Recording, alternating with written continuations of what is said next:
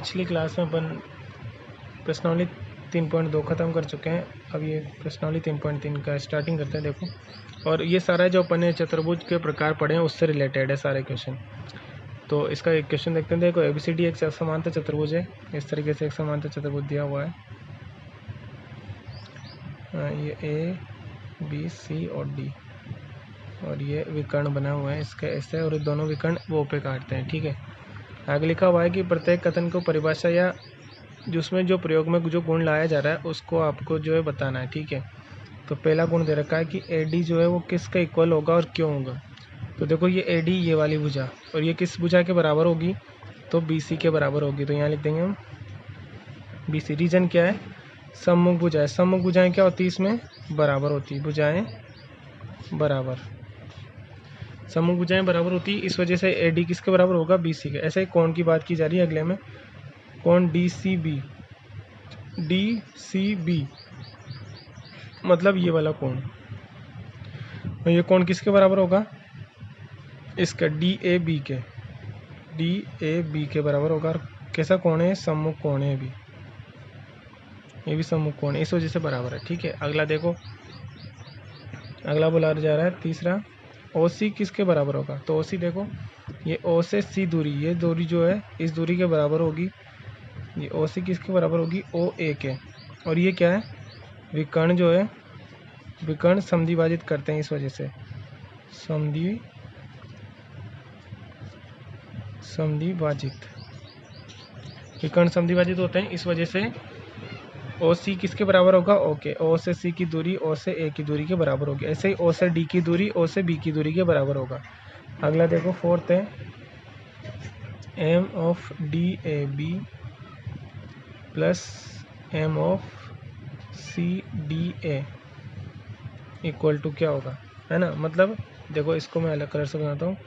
DAB मतलब ये वाला कोण, और CDA मतलब ये वाला कोण। इन दोनों कोणों का टोटल कितना होगा। तो ये दोनों आसन कोण है, और आसन कोणों का योग कितना होता है, M ऑफ A180। ये M इसमें लगा हुआ है आगे, तो उससे कोई फर्क नहीं पड़ता है, यहाँ पे M आ जाएगा। ठीक है ना, 180 आएगा। आसन कोणों का योग ये कौन से कोण है, यहाँ लिख देंगे अपन आसन कोण। आसन कोण ऐसे कौन से होते हैं, ऐसे दो कोण जिनकी एक भुजा कॉमन हो। देखो, ये जो ये वाला कोण और एक ये वाला कोण में ये भुजा कॉमन आ रही है दोनों की, इस वजह से दोनों आसन कोण और आसन कोण का योग कितना होता है, हमेशा 180 किसमें, समांतर चतुर्भुज में। तो बस यही नियम बता देने थे। चारों क्वेश्चन कर चुके हैं अपन। अगला क्वेश्चन देखो, क्वेश्चन नंबर 2, समांतर चतुर्भुज में अज्ञात XYZ का मान ज्ञात करना। ये भी आपको एक और समांतर चतुर्भुज ही दे रखा है, इस तरीके से।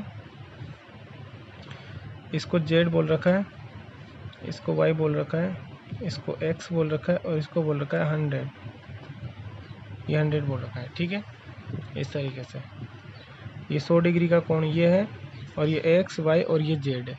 हमें XYZ का मान ज्ञात करना है। तो देखो, ये समांतर लाइन है ये वाली, और ये दोनों समांतर लाइन है, और ये दोनों कोण जो है इसको नाम देते हैं A, B, C और D। ये कोण C और D आपस में आसन कोण है। अभी तो बताया मैंने, देखो ये वाला, ये दोनों आसन है, ये दोनों आसन है, ये दोनों आसन है, ये दोनों आसन है, इस तरीके से बनते हैं, है ना, जिनकी एक भुजा कॉमन हो। तो आसन कोणों का योग तो कितना होता है, 180। यहाँ लिख देंगे हम, आसन कोणों का योग बराबर कितना होता है, 180 होता है। तो आसन कोण कौन सा है, B और C, ये दोनों आसन कोण है, इस वजह से कोण B में अगर आप कोण C जोड़ोगे तो कितना आएगा, 180 आएगा।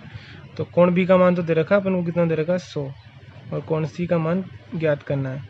तो यहाँ से कोण C निकालोगे तो 100 का पक्षांतर कर दिया इधर, 180 में से कम हो जाएगा, और C बराबर कितना आ गया, 80 डिग्री। मतलब ये C का, और C पे क्या था, X था ना, X, तो X का मान कितना आ गया, 80। ठीक है।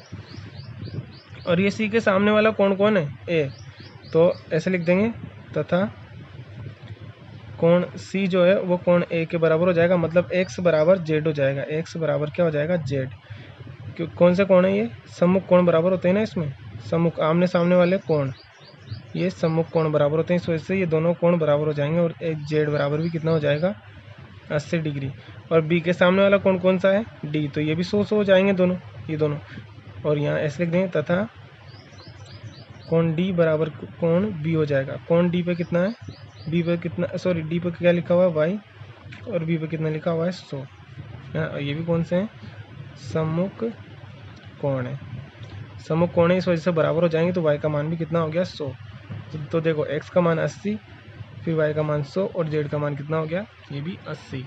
बस ऐसे मान ज्ञात करने हैं अपन को, ठीक है। अगला और क्वेश्चन, ये वाला क्वेश्चन आपका होमवर्क है, ये आपको होमवर्क करना है ये वाला। इसमें ऐसे ही करना है सेम, बस ये यहाँ पर एक चीज़ ध्यान रखना, ये जो पूरा 180 का, तो ये जो कोण है ना, ये 180 माइनस जेड आएगा, 180 माइनस जेड आएगा ये वाला कोण, है ना। कैसे होएगा, ये एक लाइन पे बनने वाले दो कोण है, तो ये पूरा टोटल 180 है, तो ये इतना जेड है, तो ये कितना बचा, 180 माइनस जेड बचेगा, इस तरीके से। अच्छा, इसके अंदर और क्वेश्चन भी है अभी आगे, ये वाला मैं बता देता हूँ। देखो ये इस तरीके से बनाया हुआ है, सब समांतर चतुर्भुज ही है इस तरीके से। यहाँ लिखा हुआ है y, यहाँ लिखा हुआ है x, फिर यहाँ लिखा हुआ है 30, फिर यहाँ बना रखा है 90, ठीक है, और ये है z। तो देखो अगर ये 90 है, ये 90 का साइन बना रखा, तो x भी कितना आ जाएगा 90, इस शीर्षाभिमुख कोण हो जाएंगे, आमने सामने के कोण जिनको कहते हैं। तो x बराबर भी कितना हो जाएगा 90 हो जाएगा, ठीक है ना। इस तरह दोबारा देखो, ये प्लस इस तरीके से बनता है, जब ये 90 है तो फिर ये भी 90, ये भी 90 और ये भी 90 होता है इस तरीके से। ये शीर्षाभिमुख कोण पढ़ा था अपन, है ना, इनको बोलते हैं शीर्षाभिमुख कोण, ठीक है। तो x का मान तो कितना हो गया 90। अब जो ये त्रिभुज है, देखो ये वाला त्रिभुज लिख रहा हूँ मैं, ये वाला जो त्रिभुज है इसकी बात कर रहा हूँ मैं, इस तरीके से। ये वाला कोण 30 हो गया, ये वाला कोण 90 हो गया, और ये वाला कोण हो गया y, ठीक है। दो कोण पता है, y और पता करना है, तो त्रिभुज के तीनों कोणों का योग यहाँ लिख देंगे, क्योंकि त्रिभुज के तीनों कोणों का योग कितना होता है 180, ठीक है ना। तो इन तीनों कोणों को जोड़ दो, 90 प्लस 30 प्लस कोण y बराबर 180 आ जाएगा। 90 और प्लस 30 कितना हो गया 120, प्लस y बराबर 180 आ जाएगा, और y बराबर निकालोगे तो ये 120 का पक्षांतर हो गया, उधर 180 में से माइनस हो जाएगा, और y बराबर कितना आ गया, देखो 180 में ये कितना बचेगा 60, ये y का मान आ गया। अब z और बताना है बस अपन को, तो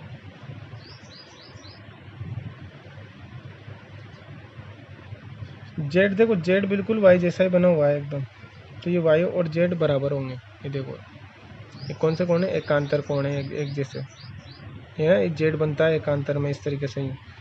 तो ऐसे लिख देंगे कोण z बराबर कोण y, और ये कौन से कोण है, एकांतर कोण, और इस वजह से z बराबर भी कितना आ जाएगा 60 डिग्री।